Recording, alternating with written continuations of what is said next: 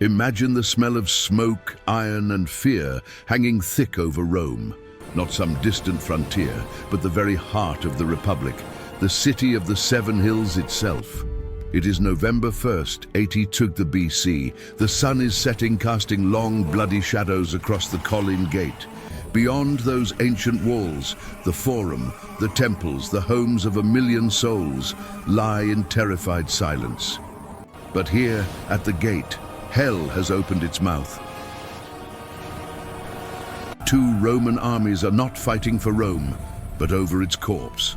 On one side, battle-hardened legions, veterans of bloody campaigns abroad. On the other, a desperate coalition of fellow Romans, Samnites, old enemies of the state, and those who believe the Republic has betrayed them. They are not fighting for plunder, but for survival, for a final chance to reshape a broken system. And in command of the First Army is a man so cold, so calculating, so convinced of his own destiny that he is willing to drown his homeland in blood to save it. His name is Lucius Cornelius Sulla Felix, and tonight he will either become the savior of Rome or its most spectacular villain. This is not just a battle, it is a point of no return. This is the story of the Battle of the Colline Gate, the terrifying climax of Sulla's ruthless rise to power. Welcome, everyone. We often think of the fall of the Roman Republic as a slow fade, ending with Julius Caesar a generation later, but the blueprint for its destruction, the first fatal crack in the foundations of liberty, was carved not by Caesar, but by his predecessor, Sulla. His story is one of supreme talent, bitter grievance, and a chilling conviction that he alone knew what was best for Rome. It's a story that culminates in a single nightmarish evening outside the Colline Gate. To understand the magnitude of that battle, we must first understand the man and the world that created him. We must travel back to a republic tearing itself apart. The social fabric, stitched together after the horrific reforms of the Gracchi brothers, was fraying. The common soldiers who fought Rome's wars felt cheated of land and reward. Ambitious generals, commanding armies more loyal to them than to the distant Senate, saw political opportunity. It was an age where dignitas, personal prestige and honor, was becoming more important than the collective good. And into this volatile mix stepped Sulla. Patrician, but from a faded family, brilliant, but profoundly cynical, charming, yet capable of breathtaking cruelty. This script will trace Sulla's terrifying journey. We'll explore his early career, where he learned the arts of war and politics in the brutal theaters of Numidia and the social war. We'll witness his fateful rivalry with Gaius Marius, the popularis hero who first showed how a general could bend the state to his will. We'll follow Sulla's unimaginable decision to turn his legions against Rome itself, marching on his own city not once, but twice. And finally, we will stand with him on that fateful November night as the fate of a civilization is decided in a brutal melee at a city gate. This is a tale of how the quest for order can birth tyranny, and how the salvation of a state can require its near-total destruction.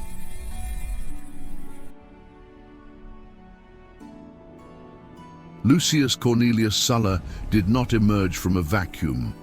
He was born around 138 BC into a patrician family that had seen better days. This combination, noble blood without the accompanying wealth, often creates a particular kind of ambition, one laced with resentment and a burning need to reclaim what is felt to be owed. Sulla was a complex character.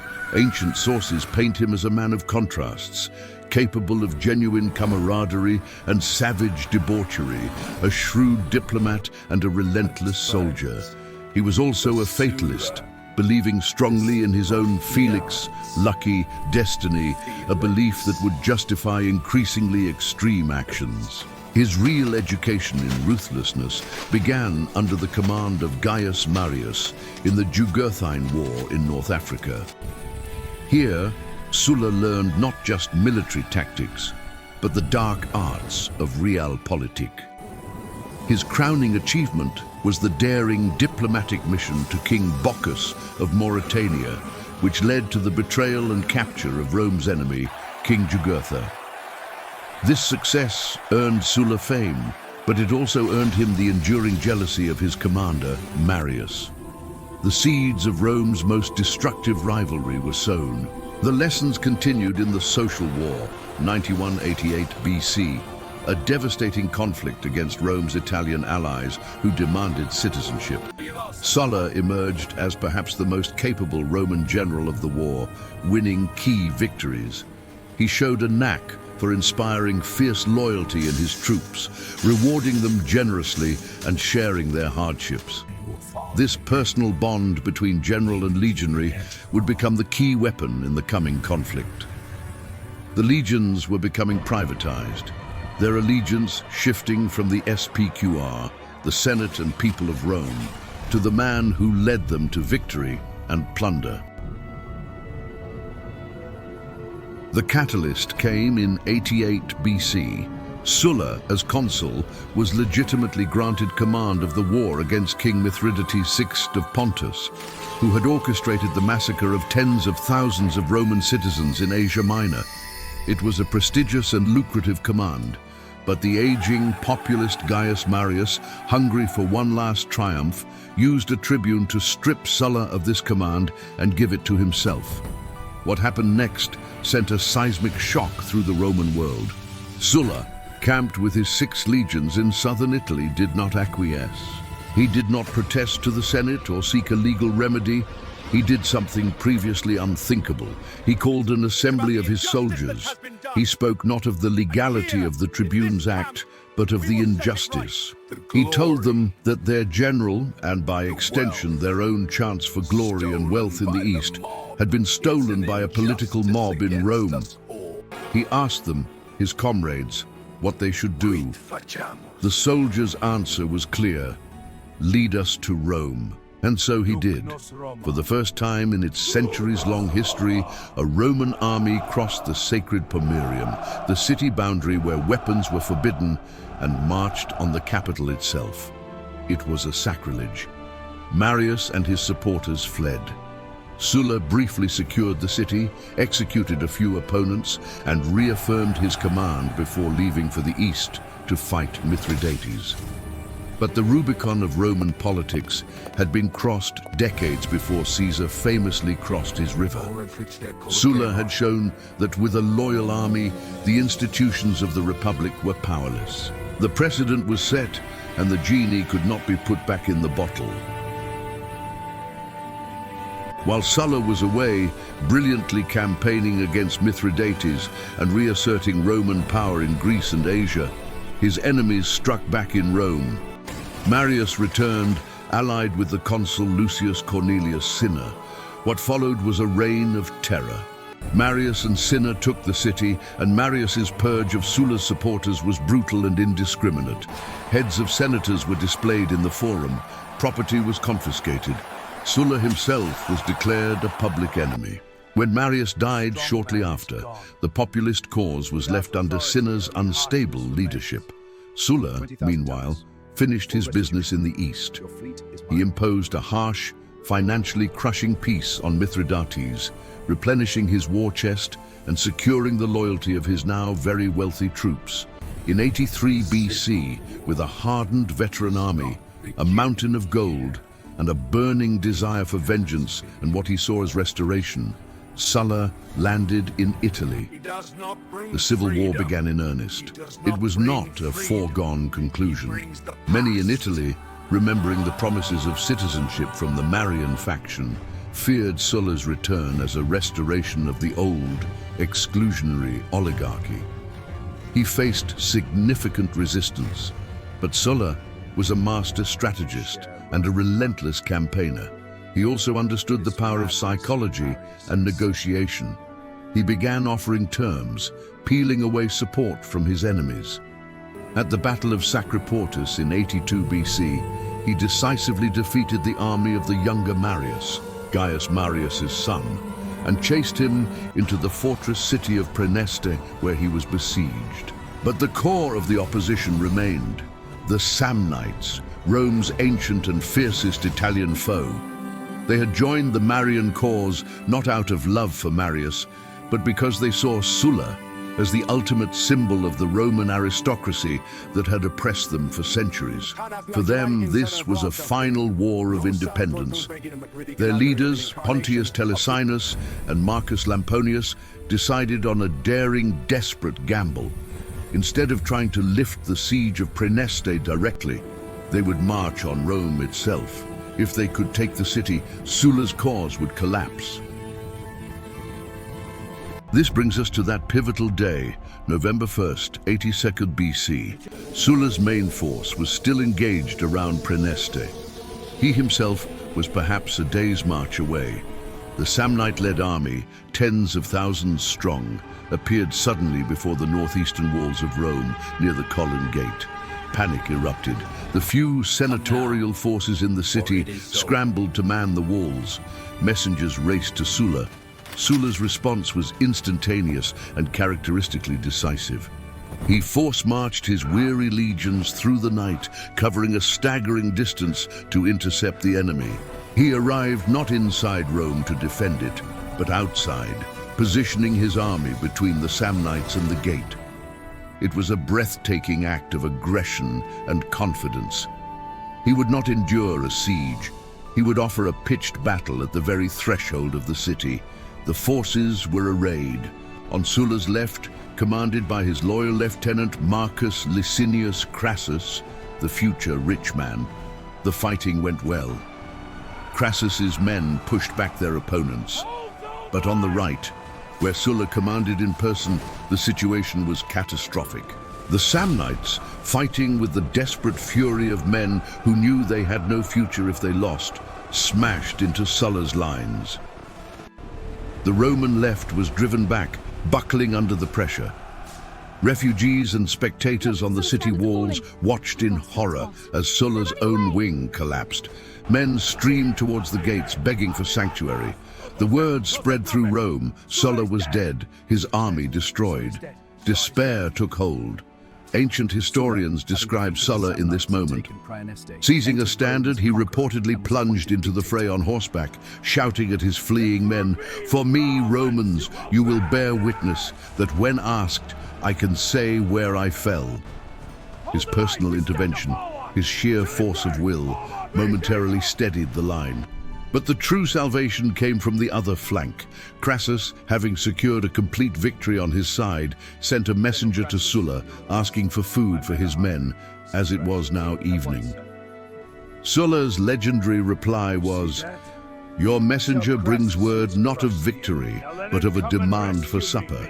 Tell Crassus he has crushed the enemy. Now let him come and rescue me." Crassus got the message. He wheeled his fresh, victorious troops and struck the Samnite rear and flank, just as they were on the cusp of breaking Sulla's center. The effect was devastating. The Samnite army, caught between Sulla's rallied forces and Crassus's assault, disintegrated. The battle turned from a near defeat into a total massacre. As darkness fell, the fighting continued by the light of the moon and burning buildings. The Samnite and Marian resistance was annihilated on the field. Thousands were killed. Their leaders, Telesinus and Lamponius, fell in the fight. The Battle of the Colline Gate was not the end of the war, but it broke its back. The younger Marius in Praeneste, hearing the news, committed suicide. Sulla was now the undisputed master of Rome. But what did mastery mean to Sulla? It did not mean simple plunder. It meant a surgical, terrifying re-engineering of the Roman state. To cleanse the Republic of its sickness, Sulla instituted the Proscriptions. This was not a spontaneous purge. It was bureaucratic, cold-blooded murder for profit. Lists of names were posted in the forum. Any man on that list could be legally killed on sight, with the murderer receiving a portion of the victim's estate. The state took the rest, funding Sulla's veterans and enriching his supporters like Crassus. who became infamous for buying proscribed citizens' properties at knockdown prices. The proscriptions were a tool of terror to eliminate political opposition, settle personal scores, and fund the new regime. The streets of Rome ran with the blood of the wealthy and powerful. With his power secured by fear, Sulla had himself appointed dictator legibus faciendis et re publicae constituendae, dictator for the making of laws and the settling of the constitution. This was not the traditional 6-month emergency dictatorship. It was indefinite, supreme power. And Sulla used it to enact a comprehensive series of reforms designed to permanently neuter the forces he blamed for the Republic's crisis: the populist tribunes, the equestrian business class, and the ambitious generals. He stripped the tribunes of the plebs of most of their powers, making the office a dead end for careers. He enlarged the Senate, filling it with his loyalists, and gave it exclusive control over the courts. He rigidly codified the cursus honorum, the sequential path of political offices, to slow down young meteors like a potential new Marius. His goal was to restore the Senate to its supposed ancient glory as an unchallenged oligarchic ruling body. Then, in 79 BC, having done all he set out to do, Sulla did the most surprising thing of all. He resigned. He laid down the absolute power of the dictatorship, dismissed his lictors, and walked into the forum as a private citizen. He retired to his villa to write his memoirs, which were unapologetic, and reportedly died the next year of a horrific illness, a detail later historians saw as divine punishment. So, what are we to make of Sulla, the victor of the Colline Gate? Did he save Rome, or did he doom it? In the short term, he certainly ended a civil war. His reforms aimed to create a stable, senator-led republic, but in the long term, his legacy was one of poison. He demonstrated that political problems could be solved at the point of a sword. He showed that the army's loyalty to its general trumped its loyalty to the state. He made terror, the proscriptions, an acceptable political tool. And he proved that supreme power, once taken, could be relinquished, a lesson his successors like Caesar noted, but ultimately chose to ignore. Sulla's constitution was dismantled within a decade because it tried to freeze a dynamic society in time. The Battle of the Colline Gate was the violent birth of this new, darker Rome. It was the moment when the old rules died screaming in the dirt. It wasn't just a victory over the Samnites and the Marians, it was a victory of the idea that force, not law or consensus, was the ultimate arbiter of Roman politics. The Republic, in its true spirit, died on that field outside the gate, even if its hollowed-out institutions limped on for another 50 years. Sulla believed he was a restorer, a surgeon amputating a diseased limb to save the body. But the operation was so brutal that the patient never truly recovered. He bequeathed to Rome a template for autocracy and a lesson in ruthlessness that men like Pompey, Crassus, and Julius Caesar would study closely. The road from the Colline Gate leads straight to the Rubicon, to Philippi, and to Actium. It is the road that led the Republic to become an empire. The story of Sulla forces us to confront uncomfortable questions about power, order, and justice. How far is too far to go to save a state from itself? Can stability bought with mass murder ever be legitimate? Sulla's ghost haunted Rome for generations, a specter of both ultimate power and ultimate warning. His life is a dark epic, a Shakespearean tragedy on a civilization-wide scale, reminding us that the most dangerous men are often those utterly convinced of their own righteousness.